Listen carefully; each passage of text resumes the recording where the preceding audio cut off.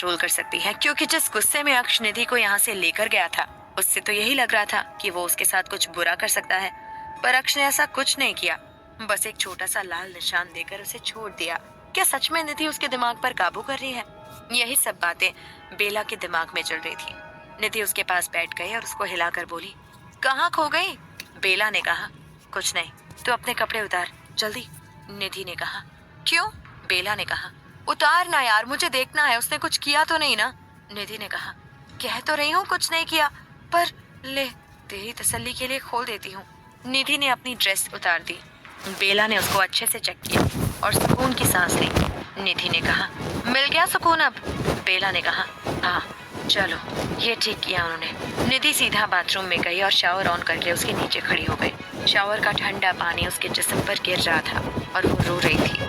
सच में एक नई दुनिया के सपने सोच लिए थे उसने अक्ष के साथ। भले वो गुस्सा करते थे पर फिर भी निधि उनको स्वीकार करना चाहती थी। पर इस आदमी को वो कैसे अपनाए जो इंसानियत का मतलब भी नहीं जानता, जिसके लिए किसी को मारना बस एक आम बात है। नहीं, बिल्कुल नहीं। मैं अपनी जिंदगी में ऐसे इंसान को कैसे आने दे सकती हूँ? बिल्कुल भी नहीं। निधि ने शावर बंद किया और कांच के सामने जाकर खड़ी हो गई और खुद को ऊपर से नीचे देखने लगी। निधि ने कहा, वाह निधि, वाह, जिस चीज से दूर भाग रही थी आज उसी में जा फंसी है तू। निधि ने अपने जिस्म को देखा और बहुत दूर से सोचने लगी। उसने तुरंत अपने सर को झटका और कांच में देखते हुए बोली, नहीं, अब मुझे उनसे दूरी बनानी होगी। कल से आपका और मेरा रास्ता अलग अलग है और ये मेरा आखिरी फैसला है। निधि ने खुद को गुस्से से देखा और थोड़ी देर बाद टॉवल लपेटकर बाहर आई। उसने देखा बेला खिड़की के बाहर देख रही थी। निधि उसके पास गई और पीछे से उसे गले लगा लिया। बेला ने उसके हाथ जो उसके कमर में थे उन पर हाथ रख दिया। दोनों खामोशी से खड़ी रही। कुछ देर बाद दोनों अपनी जगह पर जाकर सो गई। दोनों की आंखों में नींद नहीं थी। दोनों उन जालिमों को याद कर रही थी। निधि ऊपर छत को देख रही थी। उसकी आंखों से आंसू बह रहे थे जो तकिए को भिगा रहे थे। निधि ने कहा, बेला? बेला बोली, निधि, डर लग रहा है कल के लिए। कैसे उसका सामना होगा? कैसे उसे इग्नोर करूंगी? कैसे उससे पीछा छुड़ा पाऊंगी? कुछ समझ नहीं आ रहा। कोशिश पूरी करूंगी और उनसे दूरियां बना लूंगी, बस वो कोई तूफान न खड़ा कर दे। बेला, सब ठीक होगा, तू चिंता मत कर। कल हम दोनों के लिए परीक्षा की घड़ी है जिसे हमें पास होना है। दोनों का दिल ही जानता है कि वो कितनी तकलीफ में है। आज शायद किसी को नींद नहीं आने वाली थी। बीस्ट हेवन। एक आदमी एक अंधेरे काले कमरे में खड़ा था। उसके ऊपर लैंप की पीली रोशनी पड़ रही थी जिससे उसके जिस्म पर बहुत खून चमक रहा था। वो आदमी खुद को न जाने कब से बेल्ट से मारे जा रहा था। थक भी नहीं रहा था, बस लगातार मारे जा रहा था। उसकी मस्कुलर बॉडी पर बेल्ट के निशान पड़ गए थे और उनमें से खून भी निकल रहा था, पर उसकी आंखों में दर्द का एक कतरा भी नहीं था। वो बस खून भरी निगाहों से अपने आप को मारे जा रहा था। कुछ देर बाद अक्ष एक जगह जाकर खड़ा हो गया। उसने अपने हाथों में पकड़े हुए रिमोट से एक बटन को दबाया तो अचानक ऊपर से गरम गरम पानी उस पर गिरा। उसे कोई फर्क नहीं पड़ा, पर उसके जिस्म से धुआं निकलने लगा। अब लगातार पानी गिरता जा रहा था और धुआं उठता जा रहा था। कुछ देर बाद अक्ष फिर से खामोश खड़ा था। उसने रिमोट से बटन दबाया तो ऊपर से बर्फ से भी ठंडा पानी उसके ऊपर गिरने लगा। उसे अब भी कोई फर्क नहीं पड़ा। उसकी आंखों में बस एक जुनून सवार हो गया था, निधि के लिए। उसे किसी भी कीमत पर निधि अपनी बाहों में चाहिए थी, और वो भी बहुत जल्द। अब वो उसके बिना नहीं रह सकता। कुछ देर बाद अक्ष उस सीक्रेट रूम से बाहर आया और अपने कमरे में आकर बालकनी में खड़ा उस काले घने जंगल को देखने लगा। उसमें से जंगली जानवरों के चीखने चिल्लाने की आवाज आ रही थी। ठंडी हवाएं उसके सीने को छू कर जा रही थी। उसके सीने पर अब खून सूख कर जम चुका था। अक्ष दीवानों की तरह जंगल को देख रहा था और अचानक उसके चेहरे पर एक कातिल मुस्कान आ गई और वो बोला, कातिल निगाहें तेरी, पर सजा मैं भुगत रहा हूँ। और अदा की मालिक मेरी मलिका बार बार मुझे घायल कर रही है। अब वक्त है तुझसे खेल कर रूबरू होने का, तुझे अपना हिस्सा बनाने का। अब वक्त है तुझे अक्ष का अक्ष बनाने का। अक्ष ने अपने पैंट की जेब में से अपना खंजर निकाला और उसे जुनून से देखकर बोला, आज उसकी इतनी हिम्मत नहीं कि तुझसे मिल पाए, पर अब जब सब उसके सामने है तो जल्द ही तेरी मुलाकात भी होगी मेरी मलिका से। तू भी उसे देख पाएगा, तुझे भी वो छुएगी। अक्ष के चेहरे पर दीवानगी, जुनून और पागलपन के भाव साफ साफ दिख रहे थे। अब वो पूरी तरह से निधि के प्यार में गिर चुका है। शायद ही अब ऐसी कोई ताकत होगी जो उसको निधि के पास जाने से रोक पाएगी। निधि का एक छोटा गलत कदम भी अक्ष को पागल बना सकता है। अब देखना होगा कि निधि का एक कदम अक्ष को कितना पागल बनाता है। एक कमरे में विराट बेड पर लेटा हुआ बड़े प्यार से बेला के चेहरे को याद कर रहा था। विराट अनजान था इस बात से कि उसकी बेला उससे दूर जाने का प्लान बना रही है। वो बेला के इश्क में पागल हुए जा रहा था। विराट खड़ा हुआ और सामने सोफे पर जाकर बैठ गया और उसके सामने रखी शराब की बोतल उठा ली और पीने लगा। उसको नशा चढ़ चुका था बेला का, जो शायद अब कभी नहीं उतरेगा। उसने आधी बोतल खाली कर दी और उस टेबल को देखकर बोला, तुझसे ज्यादा नशा है मेरी नकचड़ी में, पर क्या करूं, मजबूर हूँ। अभी तेरा नशा ले रहा हूँ क्योंकि वो पास नहीं है अभी, पर कोई बात नहीं, जल्दी ही मेरे पास होगी और हर वक्त उसका नशा करूंगा। विराट सोफे पर लेट गया और अपने सीने पर हाथ रखकर बोला, सच कह रहा हूँ नक्शड़ी, कभी दूर मत जाना वरना मर जाएगा ये विराट तुम्हारे बिना। बहुत प्यार करता हूँ तुमसे, बहुत, हद से ज्यादा मेरी जान। कुछ देर बाद विराट ने अपनी आंखें बंद की और बेला को याद करते हुए सो गया। वो अपने आने वाली जिंदगी के सपने संजो रहा था। ये रात काफी भारी थी सबके लिए। सब लोग एक नए कल की उम्मीद में इस रात को जैसे तैसे गुजार रहे थे। बेला ने ठान ली थी कि वो विराट से अब दूर ही रहेगी, और उधर वो प्यार में दीवाना विराट उसके साथ अपनी पूरी जिंदगी बिता के सपने संजो रहा था। निधि ने जो सोचा था वो उसके लिए बहुत खतरनाक साबित हो सकता था, क्योंकि जिस इंसान से वो पंगा लेने जा रही है वो कोई आम इंसान नहीं है।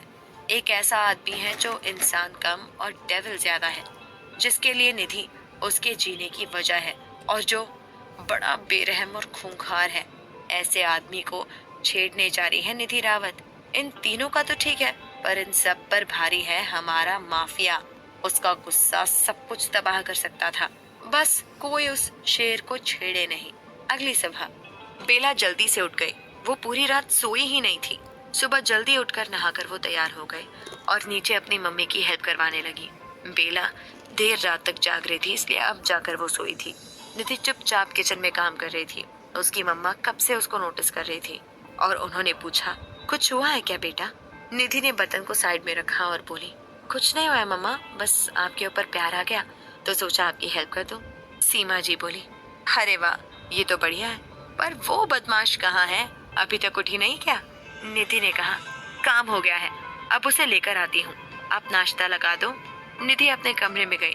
उसने देखा बेला तैयार हो चुकी थी और अपना बैग रेडी कर रही थी। निधि ने उसे पीछे से हक किया और कहा, सुबह से 4 बार कॉल कर चुका है विराट, अब तो उठा ले। बेला उससे दूर हुई और उसके गालों को पकड़कर बोली, जब मेरा मन होगा तभी, उससे पहले नहीं। और अब कॉलेज चल, पढ़ाई पर ध्यान देना होगा आपसे। इतना कहकर बेला नीचे चली गई। निधि ने आह भरी और अपना बैग लेकर नीचे आ गई। दोनों ने नाश्ता किया और घर से निकल गए। दोनों ही घबरा रही थी। उन्हें पता था वो दोनों उनके लिए आज भी वहां आएंगे। दोनों कैब के वेट में खड़ी थी। तभी बेला की नजर सामने से आती हुई गाड़ी पर पड़ी। वो समझ गई थी कि उसमें विराट और अक्ष हैं। बेला ने कहा, निधि वो आ रहे हैं। निधि का दिल घबरा गया। उसने देखा काले कलर की रेंज रोवर उसकी तरफ बढ़ रही है। कैब भी अभी तक नहीं आई थी। निधि की नजर एक टैक्सी पर गई। बेला ने उसको वहां से जाने का इशारा किया। वो रोड क्रॉस करके सामने गई और टैक्सी ड्राइवर से बोली, भैया प्लीज क्या आप मुझे छोड़ देंगे? ड्राइवर ने कहा, ओके मैडम। निधि जल्दी से टैक्सी में बैठ गई। टैक्सी झट से स्टार्ट हो गई। निधि ने कहा, भैया जल्दी कीजिए और चलिए यहाँ से। ड्राइवर बोला, जी मैडम। पीछे रेंज रोवर में बैठा अक्ष गुस्से से निधि को देख रहा था। इस लड़की ने जानबूझकर ये सब किया है, पर इससे क्या लगता है कि ये अक्ष से बच पाएगी? कभी नहीं। अक्ष की गाड़ी बेला के पास आकर रुकी। विराट बाहर निकला और बेला के पास खड़ा हो गया। बेला ने उस पर ध्यान नहीं दिया। वो बस निधि को देख रही थी कि वो कब जाएगी यहाँ से। गार्ड ने पीछे का गेट खोला तो एक खूंखार आदमी अपनी आंखों में गुस्सा लिए गाड़ी से उतरा और सीधा निधि की टैक्सी की तरफ बढ़ने लगा। बेला का दिल बैठे जा रहा था। निधि ने पीछे मुड़कर देखा तो वो डर गई। अक्ष गुस्से से उसकी टैक्सी की तरफ आ रहा था। निधि ने कहा, भैया प्लीज जल्दी कीजिए प्लीज। अक्ष एकदम उसकी गाड़ी के पास पहुंच गया। तभी निधि की टैक्सी स्टार्ट हो गई और आगे बढ़ गई। अक्ष उसे खुद से दूर जाते हुए देख रहा था। उसकी आंखों में खून उतर चुका था। निधि ने ये सही नहीं किया था, पर वो बचकर जाएगी कहाँ? आखिर आना तो अक्ष की बाहों में ही है। अक्ष वहीं रोड पर खड़ा गुस्से से उसकी टैक्सी को देख रहा था, जो आगे बढ़ चुकी थी। बेला ने चैन की सांस ली। विराट कब से उसे देख रहा था और बोला, जानबूझकर किया ना तुम दोनों ने ये सब? बेला कुछ नहीं बोली और दूसरी तरफ मुंह करके खड़ी हो गई। विराट को यह अच्छा नहीं लगा। उसने बेला का हाथ पकड़ा और उसे अपनी तरफ घुमाकर बोला, तुमसे बात कर रहा हूँ, जवाब दो। क्यों कर रही हो तुम दोनों ये सब? तुमको पता नहीं चला क्या कि भाई कितना पागल है उनके लिए और फोन से दूर जा रही है? ये गलत है, उसका परिणाम भी बहुत बुरा होगा। बेला ने कहा। धमकी दे रहे हो क्या? विराट ने बेला के चेहरे को थामा और प्यार से बोला, मेरी नक चढ़ी। धमकी नहीं है, प्यार है तुमसे, चिंता है तुम्हारी। तुमने देखा ना कल भाई कितने पागल हो गए थे निधि के पीछे, और अब तुम दोनों उनके साथ ये गेम खेल रही हो। उन्हें बहुत गुस्सा आएगा, सच कह रहा हूँ। और मैं नहीं चाहता कि भाई गुस्से में कुछ भी गलत कर दे। अब निधि उन्हें छोड़कर चली गई है, देख लेना इसका क्या अंजाम होगा। और यकीन ना हो तो देखो एक बार भाई की तरफ। बेला ने अक्ष की तरफ देखा तो वो डर गई। अक्ष एकदम गुस्से से अपनी गाड़ी की तरफ बढ़ रहा था। उसकी आंखें आज बहुत लाल हो रही थी। बेला सोचने लगी, कहीं उन दोनों ने कोई गलती तो नहीं कर दी ना। एक खूंखार शेर को छेड़कर विराट ने कहा, मिर्ची, भाई सच में बहुत प्यार करते हैं निधि से।